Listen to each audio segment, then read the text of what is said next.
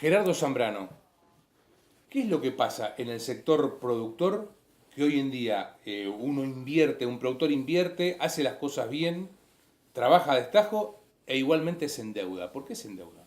Y los costos, ¿no? Yo creo que es un tema más que conocido, sabido, hablado, de que Uruguay tiene un costo país muy, muy caro. Acá cuesta mucho todo vivir y por ende cuesta mucho producir. Hay un montón de elementos que son clave para la rentabilidad. Acá nosotros tenemos el combustible más caro, la energía más cara. Y que la energía te puedo decir varias cosas, nosotros tenemos un molino y la verdad que nos pagan cero el spot, la energía que nosotros le vendemos a UTE, y UTE sigue cobrando lo que está cobrando a la industria o al público, en las casas familias, lo que está cobrando, 200 y pico dólares el mega. No tenemos infraestructura. Realmente el tema de infraestructura encarece toda la parte de los costos de flete, porque si tenés toda la ruta deshecha, es imposible que los costos de los fletes puedan bajar. Tener una parte impositiva con impuestos ciegos que van, diríamos, a lo que es como el patrimonio que va a la tierra, no a la ganancia. Pues yo entiendo que los impuestos se enfoquen en la ganancia, que en definitiva es lo que le queda y que de ahí paga los impuestos. Pero si vos le tenés que agregar a la rentabilidad que vos tengas en el sector impuestos ciegos, donde ganes o pierdas tenés que pagarlos igual, entonces la acumulación de todas esas cosas, y después lógicamente hay una necesidad del Estado. El Estado vemos que ha crecido en la cantidad de empleados públicos que ha habido, no supieron ahorrar en los momentos de bonanza, y evidentemente ahora los compromisos que tienen y las necesidades y todo un montón de programas que tienen funcionando precisan necesariamente dinero. ¿Y dónde la van a sacar? Y del campo, que en el campo es el único que tiene a la vista, diríamos, el capital, la inversión, el trabajo. Y bueno, y lamentablemente ahí, por más que Uruguay produce bien, tiene buena genética, han tenido un clima este año y medio fantástico. Todos producen bien, porque el arroz se saca calidad y récord Récord mundiales de producción. En la lana somos, en carne, o sea, en todos los rubros realmente somos competitivos, eficientes, en la primera línea. Y sin embargo, las carpetas verdes y los FUCREA miran los números y la rentabilidad son muy escasas y en algunos casos negativos. Costo. Eso es el problema que tiene el Uruguay, es un costo interno y es proveniente de un mal manejo del gobierno, ¿no? ¿Le puedo hacer una pregunta? Lo están mirando un montón de personas acá. La situación llega a un extremo que mucha gente no entiende cómo un sector de la dimensión, de la importancia del agroindustrial en nuestro país carezca de elementos de presión como tienen otros sectores.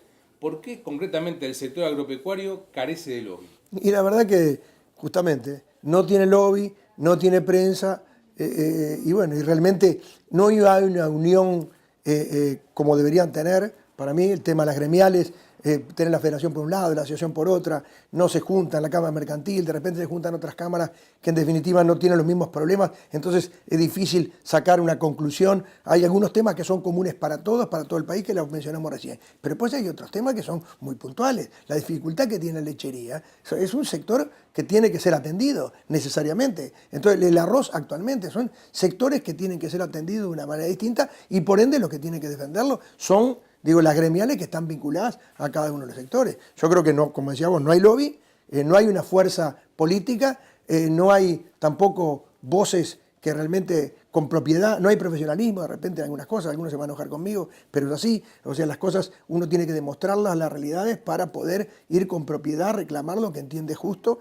en función de lo que realmente la realidad económica, y no un sentimiento contrario a una realidad. Entonces, yo creo que quizás hay falta de profesionalismo, y por más dedicación que hay de mucha gente involucrada en el sector, pero eso es voluntarismo, no es profesionalismo, y quizás eso es lo que no permita que tenga la fuerza que debe tener. No hay un representante del sector que debería estar en las cámaras, como está en Brasil. ¿A qué se refiere? ¿El Parlamento no tiene y la verdad que no tiene idóneos? Y no es que algunos conocen lo que es el campo, pero el campo no tiene prensa, el campo no lleva prensa, el campo no lleva votos, el campo no lleva un montón de cosas que en la jerga política y en la necesidad política son fundamentales. Entonces yo creo que hay un cúmulo de cosas. Yo digo que en Brasil hay un representante del sector agropecuario que está dentro de las cámaras.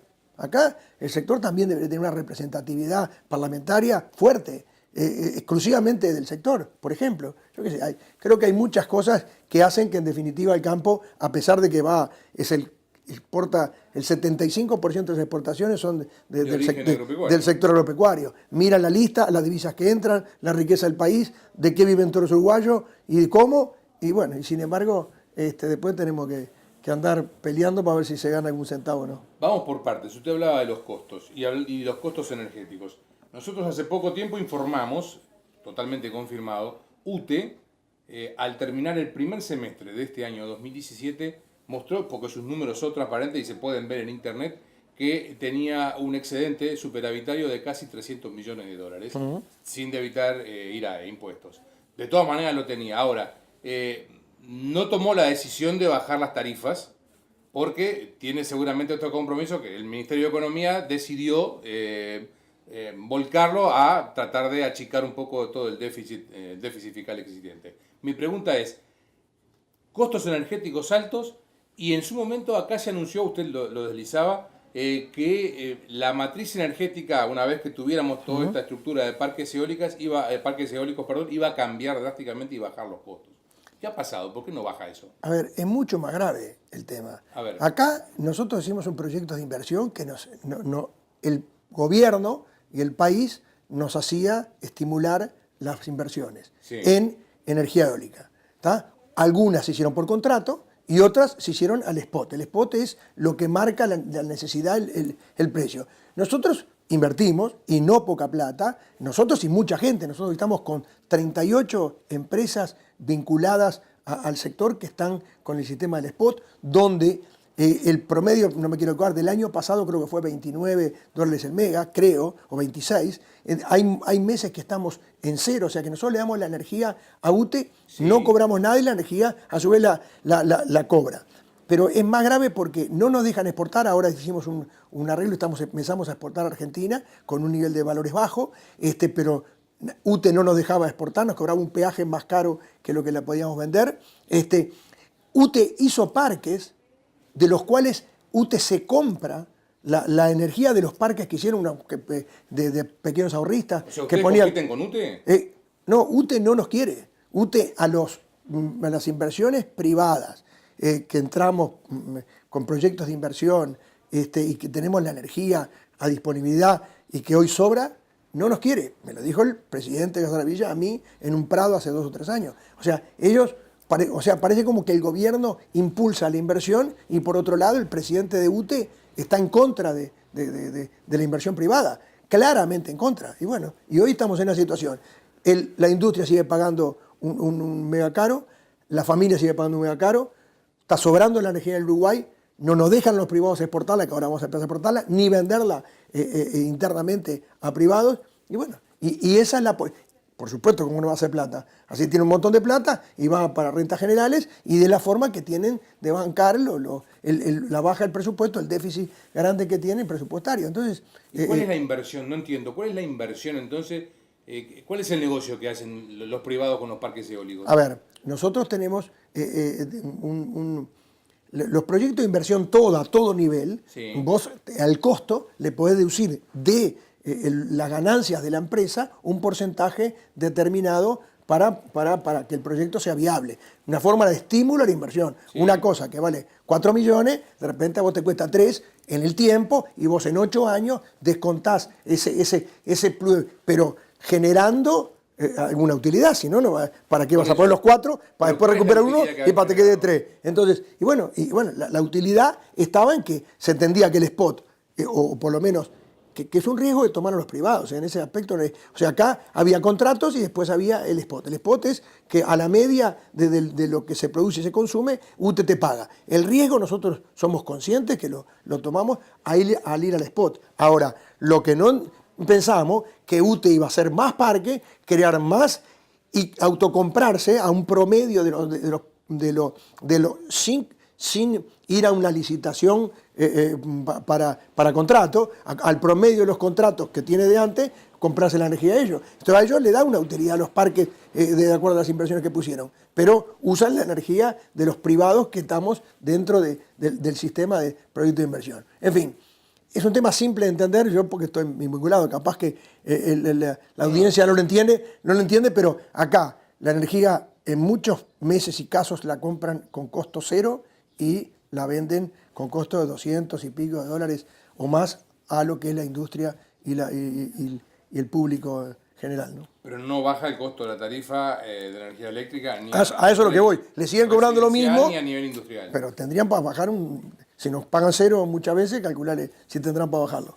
Pero bueno, lo que pasa es que eso es una forma de recaudar, y es una forma del superávit que tiene UTE, y bueno, y por supuesto, supongo yo que el presidente estará encantado por tener una empresa que gana plata, pero después esa plata la deriva a otro lado y con 1000 entretelones que serían largos para contar. Daría para otro programa. Gerardo, usted también, Zambrano mencionó los impuestos ciegos.